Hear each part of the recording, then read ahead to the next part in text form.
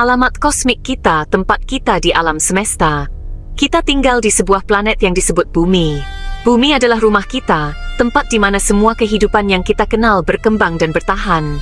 Bumi mengorbit bintang yang disebut matahari.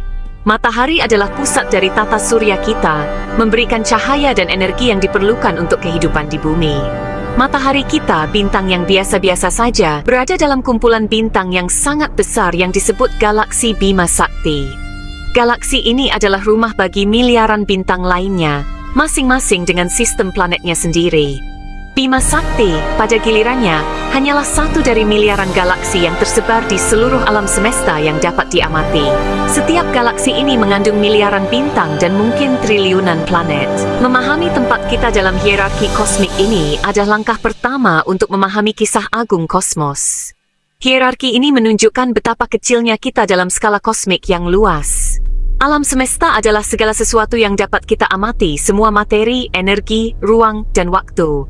Ini mencakup segala sesuatu dari partikel terkecil hingga struktur terbesar yang pernah kita temukan. Ini adalah konsep yang menakjubkan, sulit untuk dipahami sepenuhnya, namun selalu menarik untuk dijelajahi. Setiap penemuan baru membawa kita lebih dekat untuk memahami misteri alam semesta.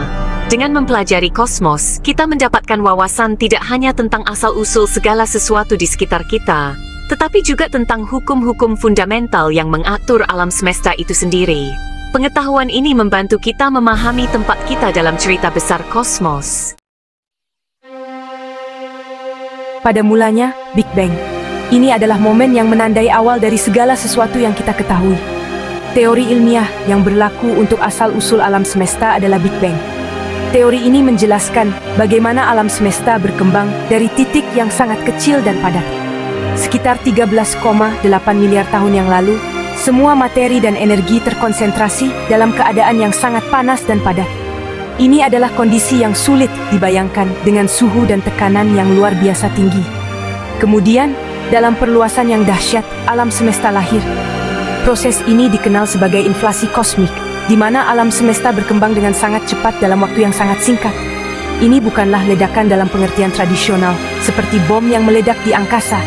Sebaliknya, ini adalah ekspansi ruang itu sendiri, membawa materi dan energi keluar ke segala arah.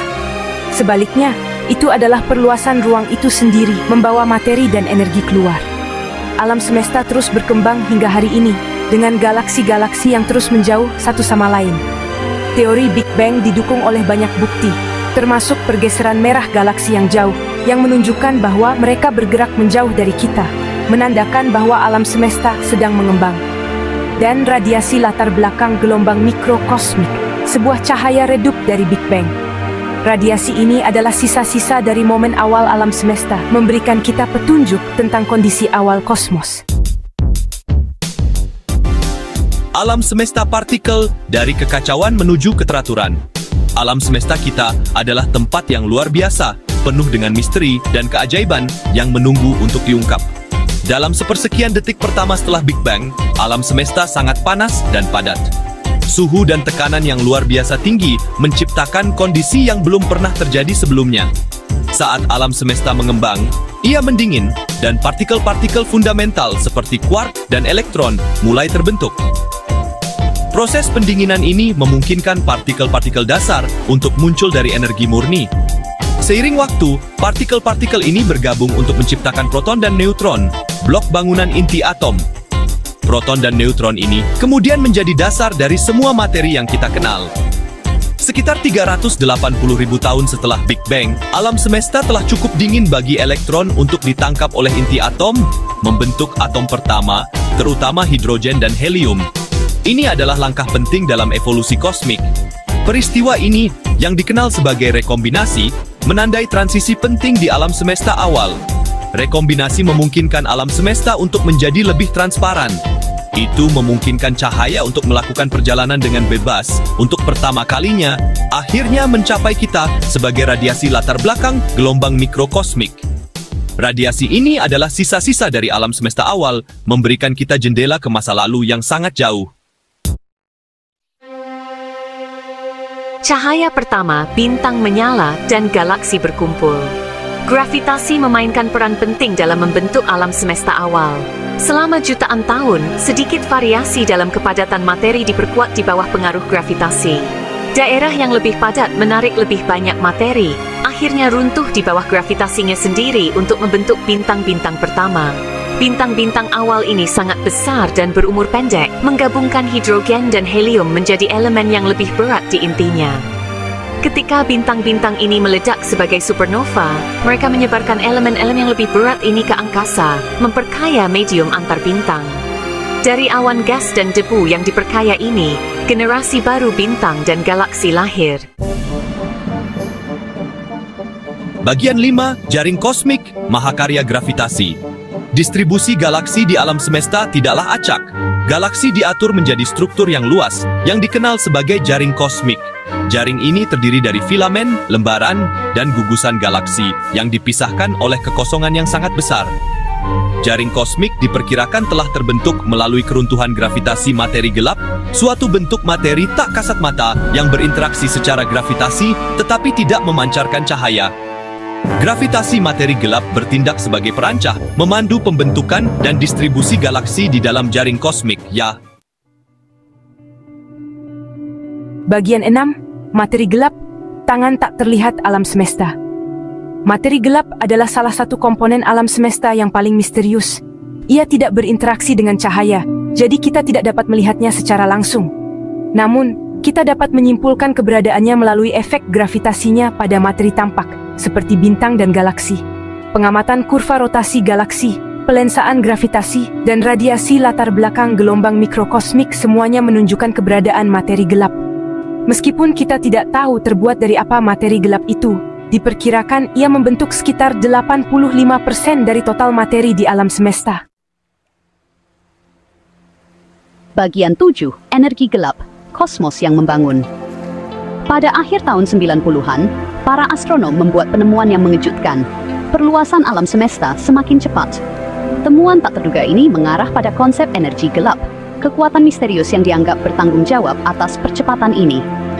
Energi gelap bahkan lebih sulit dipahami daripada materi gelap. Kita tidak tahu sifat atau asalnya, tetapi tampaknya itu adalah sifat ruang itu sendiri.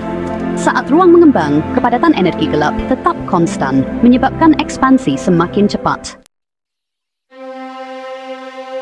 Bagian 8, evolusi kosmik, kisah yang tak pernah berakhir. Alam semesta tidak statis, ia terus berkembang. Bintang-bintang lahir, hidup dan mati, menyebarkan elemen-elemen mereka ke angkasa. Galaksi-galaksi bertabrakan dan bergabung memicu gelombang baru pembentukan bintang. Lubang hitam yang terbentuk dari sisa-sisa bintang masif mengintai di pusat galaksi, memengaruhi evolusinya. Masa depan alam semesta tidak pasti. Bergantung pada sifat energi gelap, alam semesta dapat terus mengembang selamanya, akhirnya menjadi dingin dan gelap. Atau jika energi gelap melemah seiring waktu, gravitasi pada akhirnya dapat menghentikan ekspansi yang mengarah ke Big Crunch. Bagian 9, tempat kita di kosmos, titik biru pucat. Dalam skema besar kosmos, planet kita hanyalah setitik debu kecil yang mengorbit bintang biasa di alam semesta yang luas. Namun, dari sudut pandang kita di titik biru pucat ini, alam semesta menunjukkan keajaibannya. Memahami tempat kita di kosmos memberi kita rasa perspektif. Itu mengingatkan kita bahwa kita adalah bagian dari sesuatu yang jauh lebih besar dari diri kita sendiri, dan bahwa alam semesta penuh dengan kemungkinan yang belum ditemukan. Bagian 10, pentingnya perspektif kosmik. Mempelajari kosmos bukan hanya tentang memuaskan rasa ingin tahu kita, ia juga memiliki implikasi praktis. Astronomi telah mendorong kemajuan teknologi dalam optik, komputasi, dan ilmu material.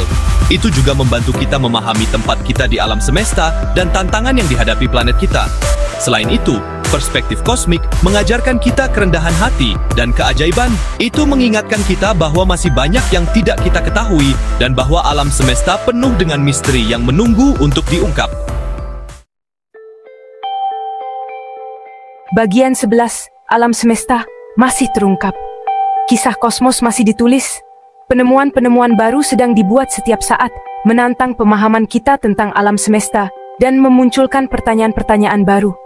Seiring kita terus menjelajahi kosmos dengan teleskop yang semakin kuat dan instrumen yang canggih, kita dapat berharap untuk mengungkap lebih banyak keajaiban dan memperdalam apresiasi kita terhadap luasnya dan kompleksitas alam semesta tempat kita tinggal. Pencarian untuk memahami kosmos adalah perjalanan tanpa akhir, sebuah bukti kekuatan abadi dari rasa ingin tahu manusia dan keinginan kita untuk memahami alam semesta dan tempat kita di dalamnya.